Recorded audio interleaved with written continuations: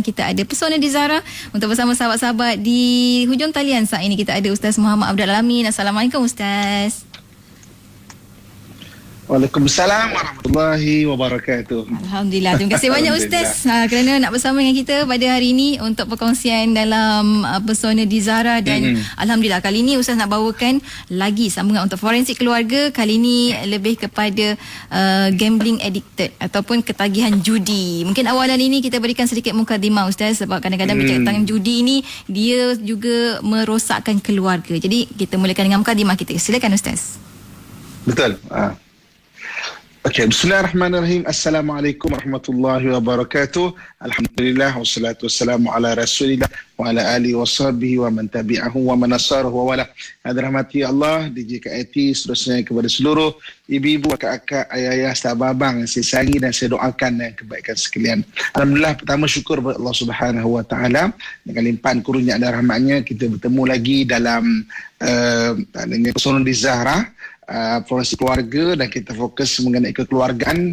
Jadi kesempatan kali ini kita bincang mengenai ketagihan judi ataupun gambling addiction. Sebab apa? Sebab dia juga merupakan salah satu daripada permasalahan-permasalahan dan menyumbang kepada masalah keluarga. Okey, saya nak mulakan dengan satu kajian daripada Harmony and Failure of Marriage Proceeding ke-11 Putrajaya 2016.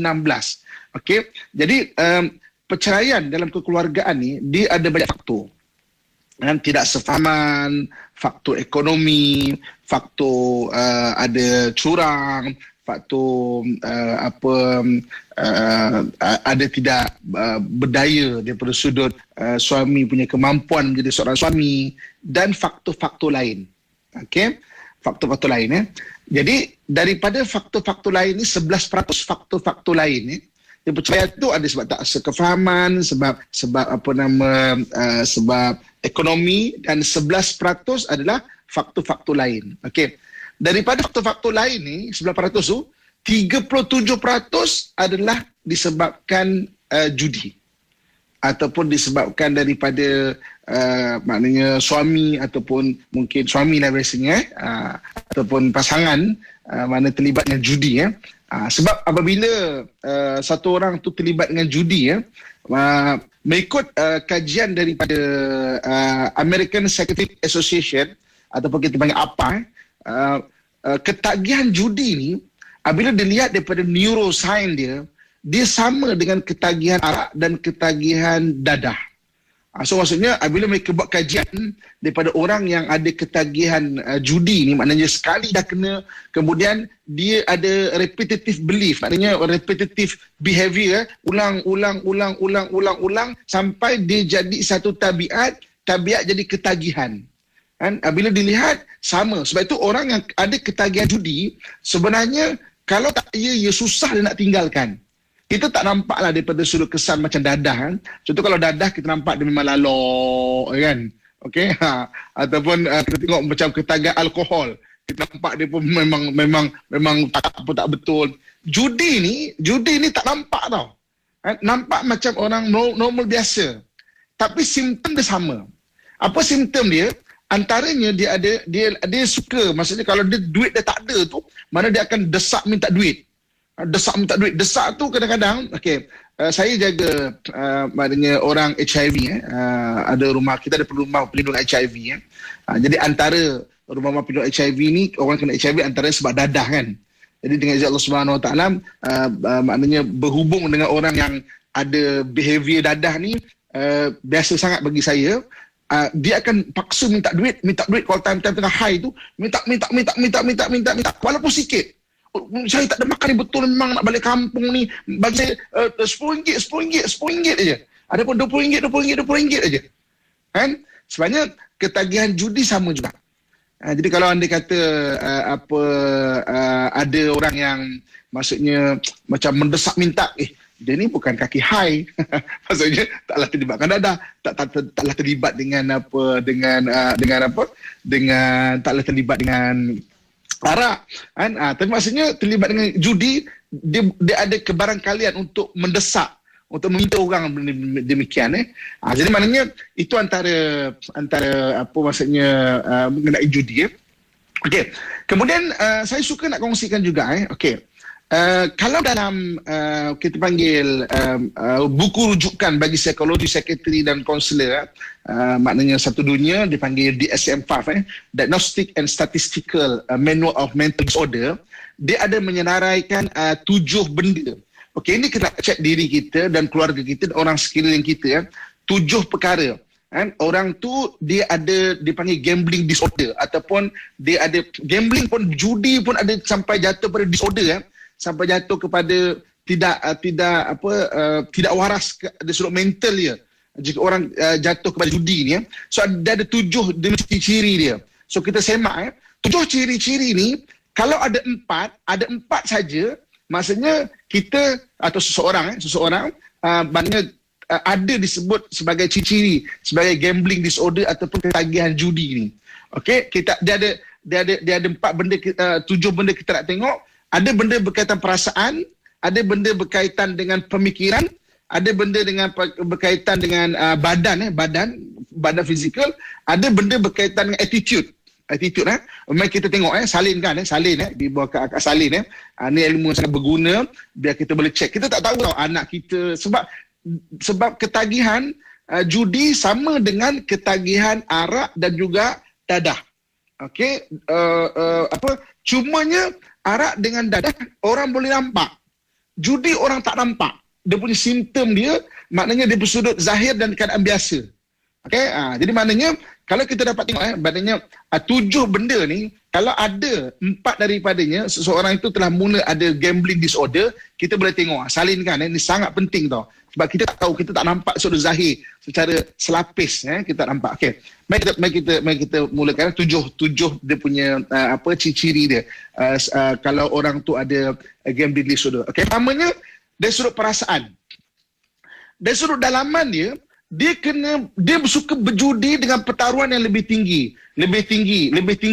Maknanya dia takkan stop. Maknanya lebih tinggi dengan harapan untuk mencapai pertaruhan dengan nilai yang tinggi. Lebih tinggi. Itu dari sudut perasaan. So kalau dah bermula ada benda ini, kita cek. Ibu-ibu, akak, ayah, abang. Mungkin sekarang ni kan ada orang yang berjudi itu daripada sudut maknanya nampak pergi kedai 4 nombor contohnya kan, ataupun pergi ke tempat-tempat berjudi. Sekarang ni ada judi yang dalam internet. Maknanya orang tak nampak, sorang-sorang dalam bilik. Bilik kunci, kita tak tahu. Kita ingat anak kita ingat laki kita, suami kita ingat pasangan kita tengah kerja. Padahal dia buat judi rupanya. Dia judi rupanya. Okey. Lepas tu keluar, tak sikit RM20, tolong RM20. Maknanya. Okey. Jadi maknanya, pertama, dari sudut perasaan, dia ada keresahan dalaman nak bertaruh lagi dengan harapan nak dapat lagi. Itu ciri pertama. Dan benda ini menyebabkan orang tak boleh stop. Okey. Ciri kedua, dari sudut perasaan juga. Ciri kedua perasaan juga, dia apabila dia rasa stres. Okey, orang rasa stres. Kita sebagai orang Islam, insya-Allah dengan izin Allah Subhanahu Wa Taala, kita orang yang dengan persona di Zahra, apabila rasa stres, kita tahu cara mana nak menghuraikan stres kita. Mungkin kita baca Quran, alhamdulillah. Mungkin kita maknanya sembahyang, alhamdulillah. Ini keadaan yang biasa. Dan ada orang yang apabila stres saja, dia akan pergi ke judi untuk melegakan jiwa dia. Macam seolah-olah dia rasa cari terapi dia benda itu. Itu ciri kedua. Sebenarnya stres saja dia akan teringat nak judi lah. Stres saja dia nak judi je lah. Jadi dah ada 7 ciri-ciri dia. Maksudnya kita kena cek ni cek. Tolong abang-abang, ayah-ayah, akak-akak cek benda ni diri kita sendiri terutamanya. Ni first untuk tengok diri tau. Okey. Kerana ketiganya di sudut perasaan juga. Okey. Kalau kalah, judi ni yang jahatnya, dia akan bagi kita menang. Sekali, kalah 3 kali. Menang lagi 2 kali, kalah lagi 5 kali. Jadi maknanya, yang ketiga jadi sudut perasaan, sekali dia kalah, dia tak puas hati. Dan ada yang disebut daripada sudut ahli psikologi sebagai chasing one losers. Chasing one losers ni maknanya dia akan chasing lagi. Okey ni. Satu lagi ni. Okey. Satu lagi boleh menang ni. Sekali lagi ni. Ini daripada sudut perasaan dia, ciri-ciri yang ketiga. Chasing one losers dia panggil. Mana kalah tak puas hati. Boleh lagi ni. Kalah tak puas hati. Boleh lagi ni. Itu dia sudut perasaan yang ketiga. Kemudian yang keempat apa? Yang keempat dari sudut pemikiran pula. Okey, dari sudut pemikiran. Dari sudut pemikiran dia sentiasa kerap berfikir tentang judi. Sama juga orang yang addiction ni ataupun orang yang kita panggil ada ketagihan ni, itulah ciri dia. Ciri dia adalah dia akan ada waktu kosong dia akan fikir benda tu. Ada waktu kosong dia akan fikir benda itu. Jadi orang yang ada gambling disorder di sudut pemikiran, ciri keempat di sudut pemikiran, ada waktu kosong, ada lekang je waktu kosong, maka dia akan fikir benda itu. Sebab tu orang macam ni tak boleh ada waktu kosong ya. Dia akan ada lekang tak fikir ada benda itu. Okey, itu ciri yang keempat. Yang kelima dari sudut attitude pula. Attitude ni maknanya daripada sudut perangai dia. Daripada PL dia, sudut PL dia. PL dia. Yang kelimanya iaitu dia tidak betul senang dan akan menipu untuk menutup aktiviti berjudi itu. Satu penipuan ke satu penipuan. Dan alasan yang dibagi kadang-kadang terlalu sempurna. Ini makan tak ada, memang tak sungguh ni saya, abang ni memang nak bayarkan orang tu, ini je nanti akan dapat lagi. Maknanya menipu untuk menutup aktiviti itu. Itu yang kelima. Yang keenam, dia bergantung pada orang lain untuk dapatkan duit untuk berjudi. Ni kalau dah ada benda empat antaranya dah ada, maknanya duit tu dia bergantung pada orang lain dengan minta, desak, paksa. Ini kadang-kadang boleh jadi penceraian dalam rumah tangga. Sebab maknanya desak isteri, bila dah kena macam ni, maknanya boleh jadi marah-marah. Kita boleh tengok apa implikasi seterusnya kan. Dan yang ketujuh, ciri-ciri yang ketujuh, dari sudut badan pula. Dari sudut badan, dia akan restless. Restless ni maknanya resah gelisah. Maknanya badan dia akan resah gelisah. Maknanya tak dapat berjudi. Maknanya atau cuba untuk mengurangkan, kalau orang cuba kurangkan aktiviti berjudi dia atau nak stop, badan dia jadi macam penat. Jadi macam penat Jadi ibu kakak tuan-tuan sekalian, ini 7 ciri-ciri orang ada gambling disorder yang boleh memusnahkan sebuah rumah tangga. Kalau ada 4 daripadanya sahaja, dia telah masuk ke fasa ada ketagihan judi. Dah sampai boleh jadi gambling disorder. Maknanya boleh jadi ketidakwarasan kerana judi itu. Dengan izin Allah Subhanahu Wa Taala, apabila kita bincang secara umum begini, kita dapat faham keadaan ada orang yang macam gini. Semalam apabila saya iklankan dekat FB saya mengenai kisah apa ataupun kita akan bincangkan benda ini, ada orang berkongsikan. Maknanya secara direct message ke ataupun secara yang umum tu ada message, memang betul ada. Saya tengah bantu satu orang ini, memang dia tak boleh duduk diam kalau tak kena judi. Lagi-lagi judi internet dan sebagainya sekarang ni kan. Kita bincangkan 7 ciri ini supaya kita boleh ukur diri kita, pasangan kita, supaya bila kita faham, mana kita boleh tolong bantu. Sebab kadang-kadang kalau kita tak faham, kita nak bantu macam mana? Kita tengok dia asyik minta duit dan contohnya kan, kita takkan nak bantu dengan duit itu. Sebab bila dengan duit itu akan menyemarakkan lagi kegiatan dia itu. Sebab itu hatta zakat pun dalam kitab fiqh, zakat tidak boleh diberi kepada beberapa golongan. Antaranya adalah orang yang ahli fasik, ahli maksiat, yang nyata maksiat dia. Nyata maksiat dia, maknanya tu maksudnya memang kita nampak, kita bagi duit zakat dekat dia, dia pergi berjudi pula. Maka tak boleh. Orang ahli maksiat yang nyata maksiat dia, walaupun dia susah, tak boleh nak bagi zakat pada dia daripada sudut duit ke apa, tak boleh. Sebab dia takkan gunakan untuk keperluan diri dia. Maksudnya dalam kitab fiqh juga telah dibincangkan benda-benda yang sedemikian, bagaimana pembahagian zakat, mana ada orang yang tak boleh nak dibagi, dan dari sudut hukuman, macam contoh hukuman jenayah Islam juga, sekejap lagi kita akan bincangkan juga, ada dikaitkan mengenai kesalahan berjudi ni dan apa hukuman dia. Okey, itu sekadar mukadimah dia.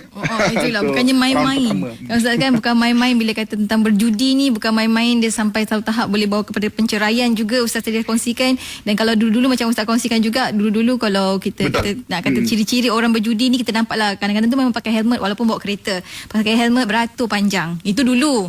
Sekarang dah tak dah. Dalam seorang-seorang pun dah boleh nampak dah orang tu sedang berjudi, ataupun orang tak tahu dia sedang berjudi sebenarnya. Sambil-sambil makan tak lalu makan Ustaz, sebab apa? Berjudi tak habis lagi. Macam-macam sebenarnya, dan kita akan kongsikan macam-macam lagi lepas kita berhenti rehat seketika. Untuk rakan pendengar, ada pengalaman anda sendiri ada rasa macam tu, ketagihan ini, anda boleh saja kongsikan di FB IKIM FM, di FB Ustaz sendiri, ataupun di WhatsApp IKIM di 01129004. Kita berhenti rehat seketika. Bagi yang Jangan lupakan butang share. Ya Ustaz, pandai Ustaz. Dan kita akan kongsikan lepas kita berhenti rehat seketika. Kembali selepas ni, tentunya hanya di IKIM, Inspirasi Inforia Islami. Ini tentunya hanya di Radio Institut Kefahaman Islam Malaysia. Alhamdulillah, kita kembali bersiaran waktu ini bersama dengan sahabat pendengar menerusi perkongsian pesona Jizara bersama dengan Ustaz Muhammad Abdul Amin. Hari ini cerita tentang ketagihan judi untuk bersama dengan rakan pendengar. Tadi dah ramai juga Ustaz antara yang memberikan respon. Dia kata macam contohnya Amir Amar, dia kata sahabat dia trade forex saham pun ada juga ketagihan Ustaz, kerap kali lose dari profits. Kata tetap juga nak teruskan, mungkin kena tambah lagi ilmu pengurusan kewangan dan sebagainya. Tu sebahagian Ustaz. Yang lagi ada juga kata tentang ketagihan game pun benda yang sama juga Ustaz. Dia punya ciri-ciri tu sama macam 7 ciri yang Ustaz sebutkan tadi. Yang kita sambung lagi Ustaz perkongsian kita. Silakan Ustaz. Okey. Terima kasih. Okey, jadi apa yang menarik kita nak cerita kat sini, kita tengok dulu kesan kepada judi. Saya teringat DJ Kak Yati dan Ibu Bayar saya sekalian kan, Dato' M. Kilau punya lagu pasal judi. Maknanya ini tahun awal 80-an, maknanya benda tu dah ada. Saya ingat chorusnya menarik tu, yang kalau judi tu dia kan bermula dengan RM1, RM2, RM3. Maknanya dulu pun benda tu dah dibincangkan, di-educate, maknanya dididik dengan cara lagu contoh sebagainya kan. Maksudnya benda tu memang ada. Okey. Apa kesan judi ni? Kalau ikut akibat daripada judi ni, dia memang betul dia can lead problem financial problem. Maknanya akan menyebabkan keuangan kita akan masalah. Orang ada ketagihan, maka ketagihan dadah dan juga arak kan, dia dah tak kira sebab neurotransmitter dalam otak dia tu fokus dia panggil RAS dia kan, maknanya reticular activating system dia fokus dia ke arah situ. Dia tak nampak benda lain dah. Dia tak nampak keluarga dah. Dia takkan nampak apa maknanya kerjaya dah. Yang dia nampak judi itu. Dalam otak kita ni dia ada panggil RAS. Yang menyebabkan kita fokus. Contoh, kalau kita bawa beli kereta, contoh katakan kereta Viva contoh kan. Nanti kita akan nampak banyaklah Viva dekat jalan kan. Sebab reticular activity system kita akan fokus benda tu. Dia akan nampak banyak benda tu. Sebelum ni tak perasan pun. Jadi maknanya, jadi orang kalau judi ni, dia punya reticular activity system ataupun RAS dia tu, dia akan fokus itu. Dia tak peduli dah keluarga, anak ke apa. Ini yang boleh mengarah kepada perceraian. Dan kemudian dia akan boleh jadi tidak waras dalam berfikir, mood swing, bipolar kita panggil, bipolar. Maksudnya boleh jadi depression juga. Kalah depression, tidak sedikit orang yang daripada genting, kalah, turun, bawa kereta laju-laju, accident. Boleh jadi anxiety, macam apa nak buat depan ni, macam nak buat ni. Dan tidak sedikit 18% daripada ketagihan judi, kajian daripada apa adalah membawa kepada bunuh diri. Maknanya akhirnya orang macam tak ada harapan, bunuh diri. Nampak tak? Kalau tak dijaga benda ni betul-betul. Okey. Jadi daripada sudut Islam pula, kalau kita tengok, orang akan lari daripada nafkah, memberian nafkah, dibebani hutang, maknanya mudah terjebak dengan jenayah, penipuan dan sebagainya. Dan bila kita bicara dalam persona Jizara, dia akan fokus pada keluarga, memang akan boleh meruntuhkan institusi kekeluargaan. Ini antara benda yang cabaran ataupun kalau orang berjudi lah. Okey, sekarang kita tengok dari sudut Islam pula. Macam mana, apakah Islam, perbahasan Islam mengenai judi ini? Okey, jelas antara benda yang diharamkan dalam agama adalah berjudi. Mana-mana agama maknanya mengharam kepada berjudi, Islam terutamanya. Dalam Al-Quran satu ketika Nabi SAW ditanya di dalam surah Al-Baqarah ayat 219, yas'alunaka 'anil khamri wal maisir qul fihima ithmun kabirun wa manafi'u lin-nas wa ithmuhuma akbar min naf'ihima. Mereka bertanya kepada kamu tentang arak dan juga judi. Katakanlah, pada keduanya terdapat dosa yang besar dan beberapa manfaat, tetapi dosa keduanya dan mudarat keduanya lebih besar daripada manfaatnya. Kenapa dalam Al-Quran digandingkan antara alkohol, arak dan juga judi? Rupanya kajian sekretari psikologis moden menyatakan ketagihan itu cirinya sama. Kita tengok macam mana Al-Quran punya perbahasan Al-Quran perbahasan, Masya Allah kan. Kenapa digandingkan dua tu? Arak dan juga judi. Rupanya ketagihan di sudut arak, judi, maknanya ketagihan di sudut menghayalkan. Kalau kita tahu dadah, maknanya kita kiaskan sebagai dadah juga menghayalkan, sama. Maknanya orang susah nak terangkan. Jadi maknanya dosa maknanya adalah satu benda yang memang diharamkan. So, tapi kita ingatkan ini di sudut nasihat-nasihat agama. Selain daripada itu, seperti biasa, kena ada awareness kesedaran. Pasangan aku ni ada something tak kena. Diri aku something tak kena. Jadi orang nak buat perubahan diri. Kalau tak ada kesedaran, macam mana nak buat perubahan diri? Akhir sekali saya suka nak kongsikan amalan. Apakah amalan yang boleh dapat maksudnya dikongsikan untuk melepaskan ketagihan judi ni Okey, kalau kita boleh pergi pada kaunseling, nasihat-nasihat agama. Sebab dalam hadis Nabi SAW menyatakan ad-dinun nasihah. Agama itu adalah nasihat. So, maksudnya kita bawa kepada nasihat-nasihat agama, kaunseling mana terapi dan sebagainya, social support system. Kita tolong ingatkan. Dan ada juga kadang-kadang kalau pergi kepada macam sekretari, dia ada medication. Medication yang boleh dibagi, ubat yang boleh dibagi untuk mood stabilizer. Maknanya antidepressant, maknanya ada ubat-ubat yang boleh dibagi. Okey, tapi dari sudut side Islam pula, saya suka untuk mencadangkan. Kalau kita pilih nama Allah Subhanahu Wa Taala, nama Allah Subhanahu Wa Taala untuk menghindarkan penyakit ketagihan berjudi ini, amalkan nama Allah Al-Jabbar. Allah Al-Jabbar. Okey. Dalam rantaian Asmaul Husna ada beberapa nama yang memberi maksud mencukupi. Cuma nama Allah Al-Jabbar ini dipilih kerana apa? Kerana dia akan mencukupkan dalam keadaan kita rasa tak cukup. Dia bukan tak cukup, kita rasa tak cukup. Sebab itu Al-Jabbar ini Allah Subhanahu Wa Taala letakkan dalam syariat kita sembahyang, duduk antara dua sujud, kita akan baca doa ini. Rabbighfirli warhamni wajburni. Ya Allah, ampunkan aku, rahmati aku, ujburni, cukupkan aku ya Allah.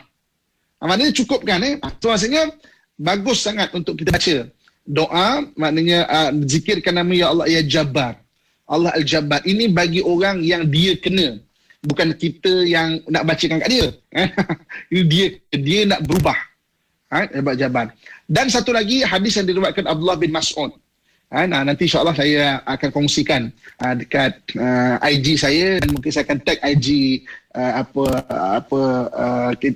JKIT, doa yang diajarkan kepada oleh Nabi SAW kepada kita. Doa tu pendek je.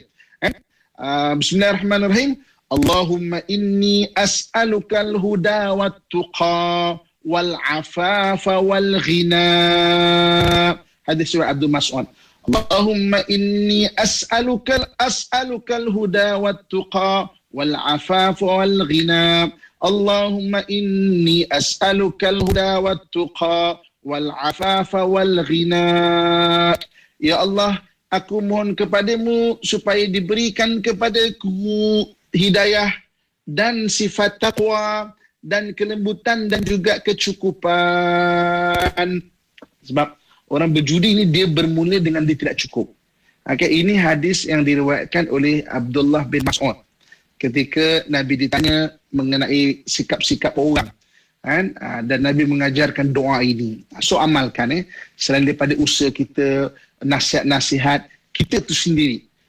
Amalkan nama Allah Al-Jabbar, kan? Cuba siapa-siapa yang ada terkena dan nak berubah, yang hari ini dengar perkongsian kita pada hari ini, amalkan. Kan? Dalam Al-Quran Allah sebut walillahil asmaul husna fad'uhu biha. Bagi Allah nama-nama yang baik, berdoalah dengan menggunakan nama-nama Allah yang baik ini. Amalkan nama Allah Al-Jabbar, ya Jabbar, ya Jabbar. Berapa kali bacalah 100 pagi, 100 petang. Dan kalau tak boleh nak lupakan ketagihan ni, dia akan mengganggu otak kita, baca lebih 1000 kali sehari pun bagus. Dan baca doa banyak-banyak yang tadi, Allahumma inni as'alukal huda wa tuqa wal afafa wal ghina. Kan? Minta Allah rezekikan pada kita hidayah dan ketakwaan. Kan? Sebab orang berbuat maksiat ni, ketakwaannya telah tiada dalam diri dia. Kan? Hidayahnya maknanya mungkin tidak ada.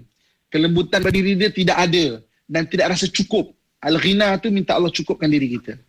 Dan keberkatan hadis-hadis Nabi dan juga nama Allah Subhanahu Wa Taala, mudah-mudahan Allah menghilangkan ketagihan, terutama ketagihan judi yang ada dalam diri kita, dalam orang yang ada masalah begitu, keluarga kita, masyarakat keluarga kita dan masyarakat kita, dan terutamanya orang Islam seluruhnya, insya-Allah. Wallahu a'lam. Insya-Allah, masya-Allah. Terima kasih banyak Ustaz. Banyak sangat tips dan juga panduan daripada Ustaz ilmu hari ini berkenaan dengan ketagihan judi yang sangat berbahaya. Walaupun dia termasuk dalam 11% daripada unsur-unsur ataupun faktor lain penceraian, tapi dalam 11% tu dia adalah 37% daripadanya disebabkan oleh perjudian. Dan waktu ini rakan-rakan pendengar, kalau ada pertanyaan persoalan boleh saja ajukan di FB IKIM FM ataupun di WhatsApp IKIM di 01129004 Kita mulakan dengan soalan daripada sahabat kita ni Ustaz.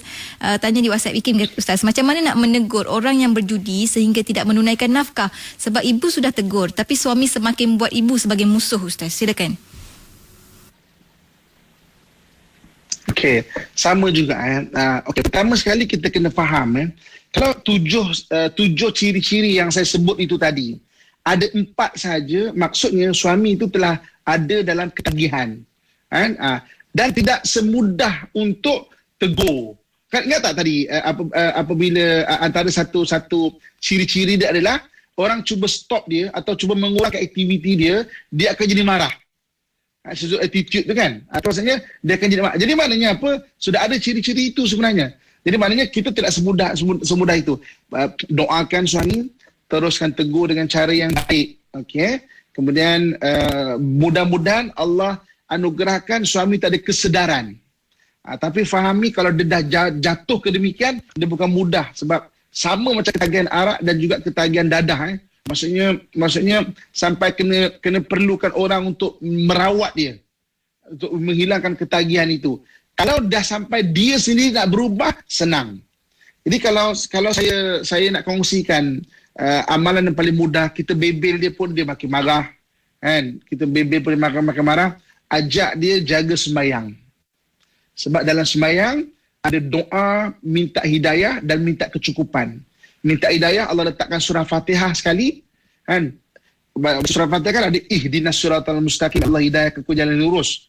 Yang keduanya, ketika duduk antara dua sujud itu, ada doa Rabbighfirli warhamni wajburni warfa'ni warzuqni wahdini wa'afini wa'fu anni. Dia maknanya kalau dia kata tak boleh tegur dia punya perangai yang ketagihan tu, okey dulu sementara jadi kita letak satu time masa ataupun masa time frame, maknanya masa dah mungkin 2 bulan. Ajak dia jaga sembahyang je dulu. Sebab dengan sembahyang tu dia ada doa untuk diri dia. Dan mudah-mudahan dengan dia menjaga sembahyang, ada doa untuk diri dia itu, dia akan Allah bagi hidayah untuk pelan-pelan dia sedar. Tak kena ni. Ini ada benda tak kena ni. Kan? Sebenarnya ajak nasihat tu sembahyang. Wallahu a'lam. Alhamdulillah. Kat sini juga Ustaz, ada sahabat kita tadi kongsikan di WhatsApp IKIM antara testimoni iman. Kata selalu amalkan wajibun ni ulang 3 kali dalam duduk antara 2 sujud, hidup lebih tenang Ustaz. Alhamdulillah. Seterusnya kita ada soalan daripada bawa juga kepada doa luaran. Waktu luar pun boleh bawa juga. doa tu. Sambil-sambil Ustaz akhirnya Okey, sila. Sambil, insyaAllah. Seterusnya kita ada soalan daripada sahabat kita ni. Adakah Assalamualaikum Ustaz, adakah ketagihan dadah dan sebagainya adalah kerana dosa ibu bapa seperti tidak solat dan sebagainya? Kalau begitu, apakah yang boleh dilakukan untuk menghentikannya ataupun cukup dengan berdoa sahaja Ustaz? Okey. Pertama sekali bukan sebab dosa mak ayah dan sebagainya kan.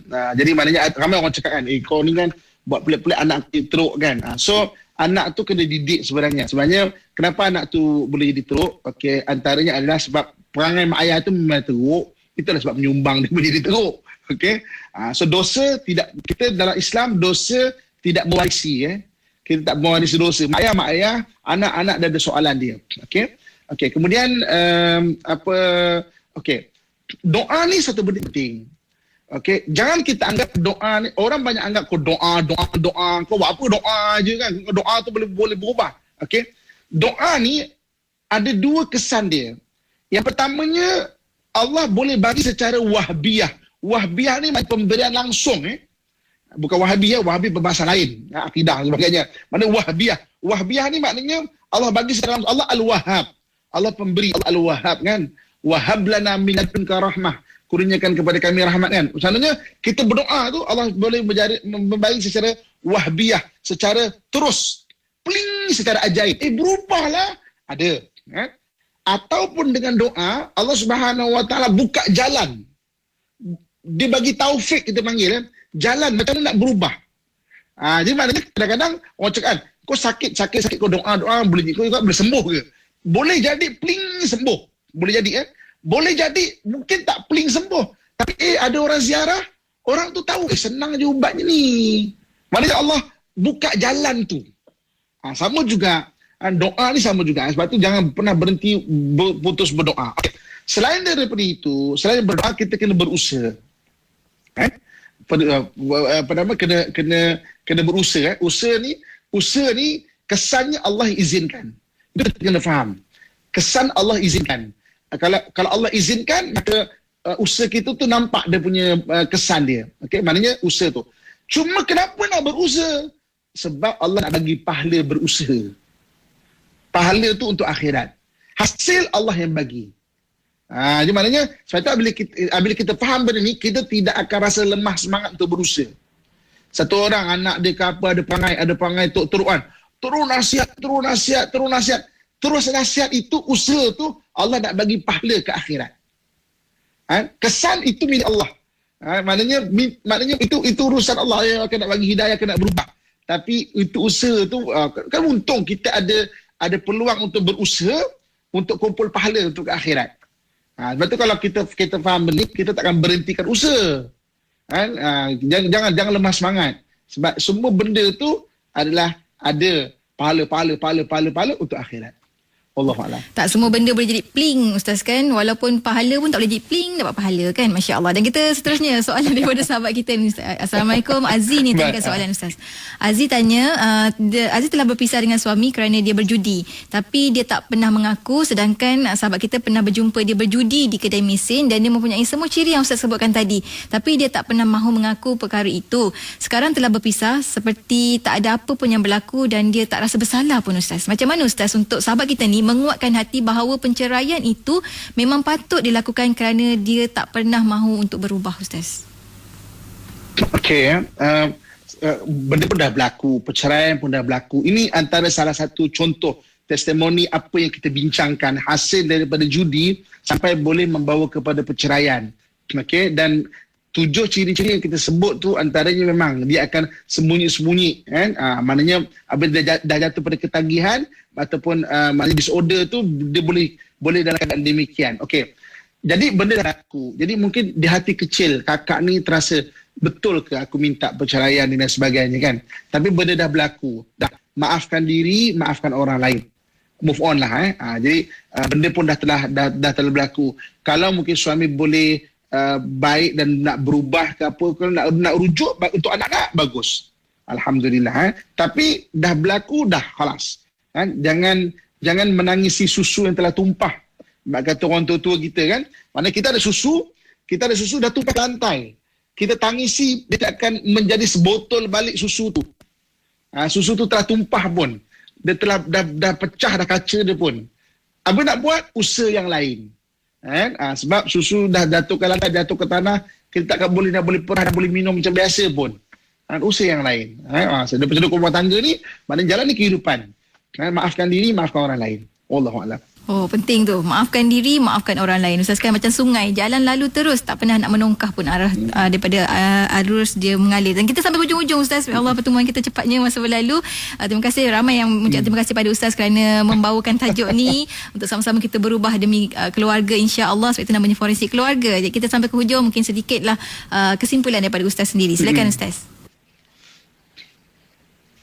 Okey, terima kasih ibu, akak-akak, tuan-tuan sekalian. Sebagai kesimpulan dia, jadi sebenarnya walaupun benda ini nampak kecil dan jarang orang bincangkan sebenarnya, sebab orang anggap ringan benda ini, tapi kalau kita lihat, dia antara penyumbang kepada runtuhnya sebuah rumah tangga. Dia antara penyumbang kepada kerosakan akhlak.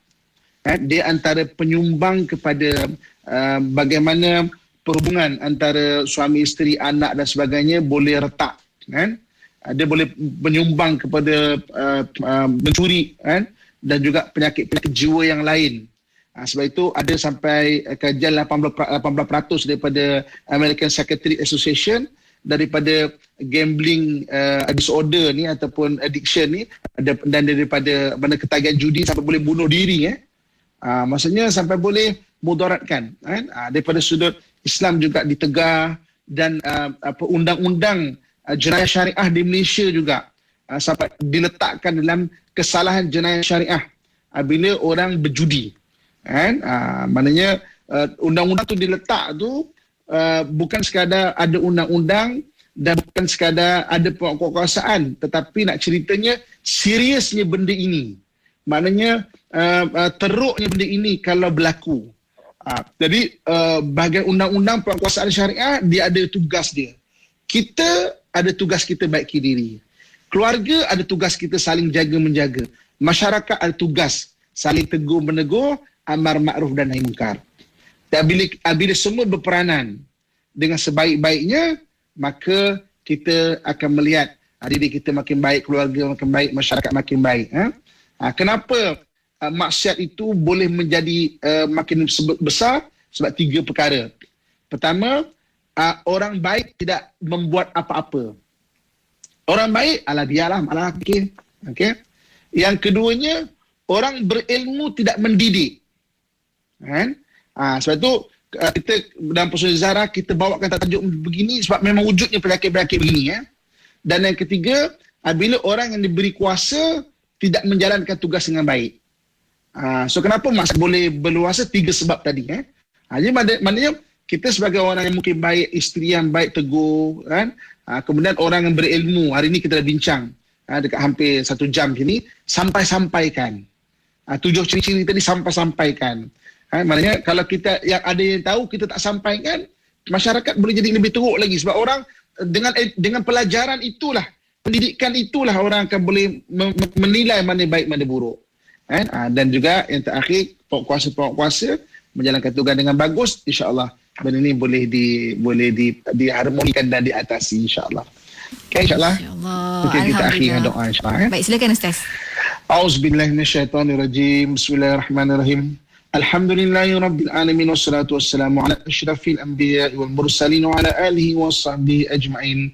Mudah-mudahan Allah jadikan saya dan kamu sekalian hamba Allah yang saleh dan salihah, yang sentiasa mentaati perintahnya dan meninggalkan segala larangannya. Ya Allah, ya Tuhan kami, jadikanlah kami orang yang sentiasa bersyukur di atas segala nikmat-Mu, ya Allah. Jadikanlah kami orang yang sentiasa bersabar di atas segala ujian daripada-Mu, ya Allah. Jadikanlah kami orang yang sentiasa beristighfar di atas segala dosa dan kesalahan kami, ya Allah. Jika Engkau matikan kami dalam keadaan beriman dan tanpa sebarang fitnah serta kekecewaan, ya Allah. Sudahi hidup kami dengan husnul khatimah, ya Allah. Ya Allah, ya Tuhan kami, bantulah orang yang susah di kalangan kami, ya Allah. Berikan kesembuhan-Mu kepada orang yang sakit di kalangan kami, ya Allah. Perbaikilah akhlak-akhlak orang yang rosak akhlaknya di kalangan kami, ya Allah. Bantulah kami dalam segala urusan kami, ya Allah. اللهم إنا نسألك الهدى والتقى والعفاف والغنى اللهم إنا نسألك الهدى والتقى والعفاف والغنى اللهم إنا نسألك الهدى والتقى والعفاف والغنى برحمتك يا أرحم الراحمين اللهم ربنا آتنا في الدنيا حسنة وفي الآخرة حسنة وقنا عذاب النار وأدخلنا الجنة مع الأبرار يا عزيز يا غفار يا رب العالمين وصلى الله على سيدنا ومولانا محمد وعلى آله وصحبه أجمعين سبحان ربك رب العزة عما يصفون والسلام على المرسلين والحمد لله رب العالمين تقبل الله منكم منا ومنكم تقبل يا كريم. Alhamdulillah. Terima kasih banyak Ustaz untuk doa, untuk ilmu yang diberikan pada hari ini. Semoga Allah kurniakan kesejahteraan untuk Ustaz selalu untuk berkongsi dan terus berkongsi di Radio Iki. Terima kasih banyak Ustaz. Jumpa lagi minggu depan insya-Allah. Assalamualaikum Ustaz.